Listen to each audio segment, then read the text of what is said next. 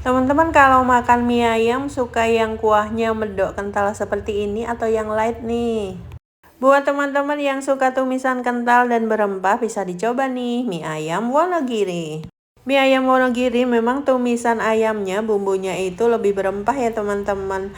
Tapi rasanya enak kok, sama-sama enak sama yang bumbu simpel. Untuk cara buatnya udah aku tulis di video ya. Ini tinggal dimasak dengan api kecil sampai meresap. Masaknya api kecil ya teman-teman biar bisa medok seperti ini tumisan kecapnya. Selanjutnya kita siapkan mangkuk, tambahkan sedikit minyak ayam, lalu tambahkan mie, sawi. Kemudian kita tuang tumisan ayam kecapnya ya.